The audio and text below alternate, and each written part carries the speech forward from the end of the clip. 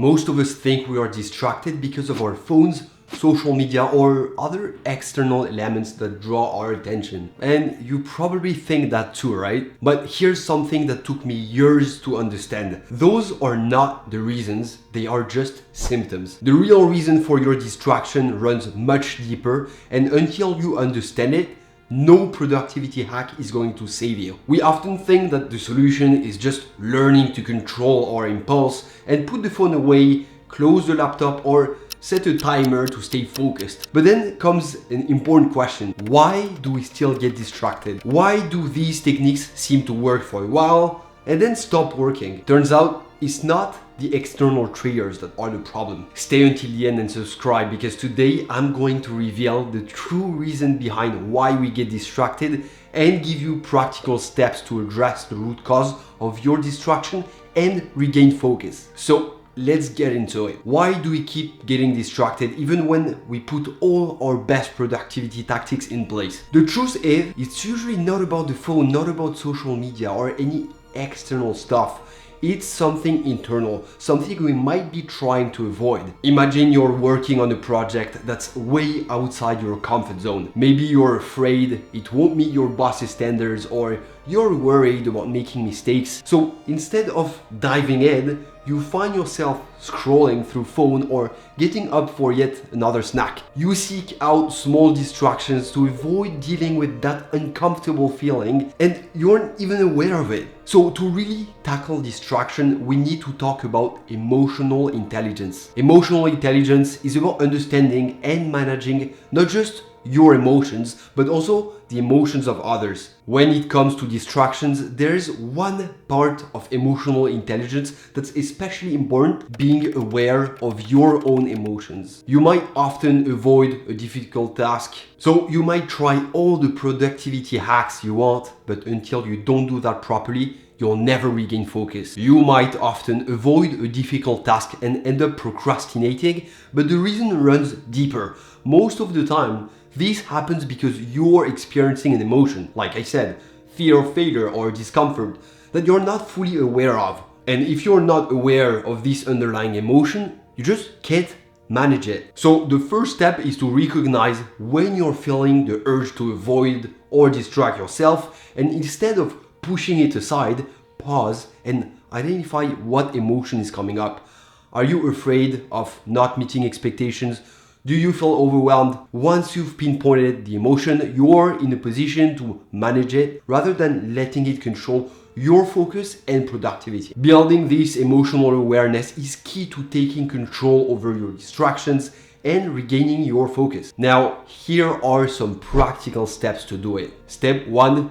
Notice the pattern. Start by noticing the specific moments when you reach for your phone or let your mind wander. Pay attention to what you're doing right before you get distracted and see if there's a pattern. Are you working on something difficult? Are you avoiding something uncomfortable? Step 2, name the emotion. Once you've caught yourself in that pattern, ask yourself what you are feeling. Is it stress? Is it fear? Or maybe self-doubt? Labeling the emotion can actually take away some of its power away, because it brings it from the subconscious to the conscious mind. Step 3, allow yourself to feel the emotion. Instead of rushing to fix it or distract yourself, try sitting with that emotion for a bit. Let yourself feel the discomfort. It sounds strange, but by allowing yourself to experience that uncomfortable feeling, it actually loses some of its intensity. Step 4, take action towards the source. Once you understand what's causing the discomfort, take one small step to address it. If you're afraid of failing at a project, break it down into small manageable pieces. If there's a conversation you're avoiding, plan the first line you want to say. Taking even a small action towards what you're avoiding can make the distraction lose its grip over you. So now that we talked about the real reason, which is buried emotions, and how to build emotional self-awareness, I want to give you the best tools I personally use to constantly work on my emotions to avoid procrastination and stay hyper focused. This is the emotion management piece. Step 1, journaling. What I do is set aside 5 to 10 minutes before starting my work and at the end of the day. Write down specific things you're avoiding and the emotions you feel about them. A question I like asking is, what am I worried might happen if I fail at this? Or why does this task make me feel uncomfortable? If you're avoiding a big presentation, you might write, I feel nervous about presenting because I'm afraid I'll mess up. This simple act of acknowledging emotions puts you back in control. Step 2, reconnect with your goals. Keep a list of your main goals somewhere visible, like on a sticky note, on your desk, or as your phone wallpaper, for example. Each time you feel a distraction coming on, take 30 seconds